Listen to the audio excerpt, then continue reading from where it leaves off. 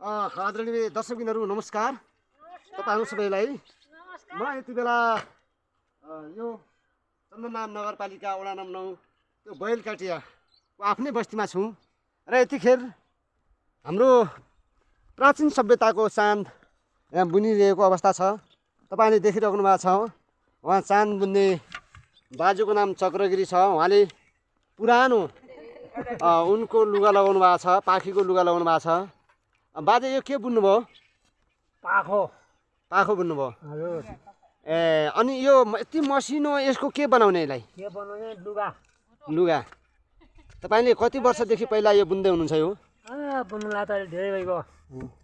साडी बुन्यो, पाखी बुन्यो, सब बुन्यो। अनि पहिलाका मान्छेहरू यसकै काम्लो गर्ने अनि यसकै अब ओछ्याउने फेरुवा लिउ बनाउने अवस्था थियो र अहिले पनि छ कि कस्तो छ? अहिले हामी मात्र लाउँछौँ, अरू लाउँदैन। लुगा लेखे, जिला एकै, कोछे एकै। हो सबै एकै थियो। ल हेर्नुहोस्, अब तपाईँको सुरुवाल पनि यसकै गरे। देख्नुभयो तपाईँले, सुरुवाल पनि यसकै गरे।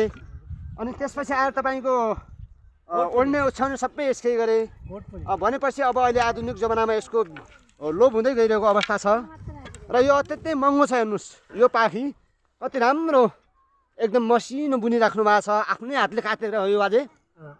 आफैले काट्यो। अनि यो उन कहाँबाट ल्याउनु भयो तपाईँले? यो उन नकठबाट ल्याए आजकल फुट्याउनु। यो घरको उन होइन। यो उद्यमशीलतामा मान्छेहरूको यो सिपलाई साँच्चै पनि तपाईँ हामीले नकार्न सकिँदैन। यस्तो सिप अहिले पुराना मान्छेहरू बाहेक अरू कसैमा छैन र यहाँ यसै देखिराख्नु भएको छ। यो के काट्न लाग्नुभयो तपाईँले? यो लिउ राडी बनाउनलाई काटिराखेको। के फाइदा छ यसबाट बनाएर? योबाट फाइदा शरीरको लागि ओढ्ने ओछ्याउनलाई वर्षौंसम्म टिक्छ, पछि हुन्छ। त्यही भएर पुर्खाहरूले गरिआए चलन गरौँ भने हो।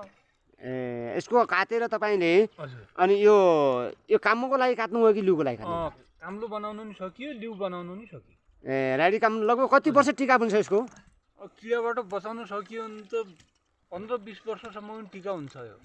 ल हेर्नुहोस्, अब तपाईँ हामीले जो किन्ने पाखी अहिले कम्मलहरू छन् बजारमा किन्ने कम्मलहरू, ती एक हिसाबले हेर्दाखेरि न्यानो मात्रामा देखिए तापनि ती वास्तविक तपाईँको मानव स्वास्थ्यका लागि, मानव जीवनका लागि ती वास्तविक लाभदायक छैनन्। तिनीहरूले तपाईँको शीत जगाउँछन्, ओस जगाउँछन् र यो अर्ग्यानिक हो। यो परम्परादेखि हाम्रो जिजुबाजेले प्रयोग गर्दै आइरहेको चिज। यसलाई तपाईँको बजारीकरण गर्न सकियो, यसलाई औद्योगिकरणमा ढाल्न सकियो भने यसबाट थुप्रै लाभ हुनेछ। यहाँ यी महिलाहरू, जुम्लाको महिलाहरू यसरी काटिरहेको अवस्था छ। यो के बनाउन लाग्नुभयो बहिनी तपाईँले? लिउ।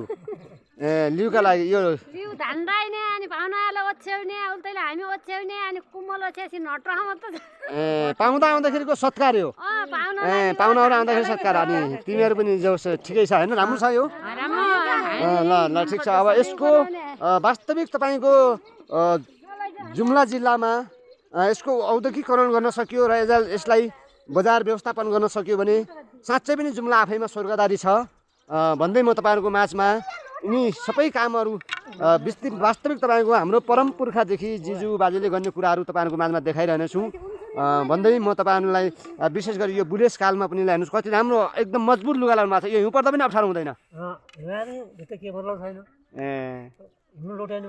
हो यसमा भित्र पानी पस्दैन?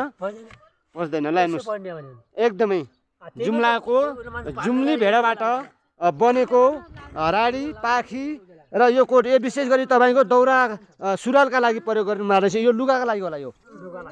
ल धन्यवाद छ यहाँहरू सबैलाई। हस्त नमस्कार, धन्यवाद।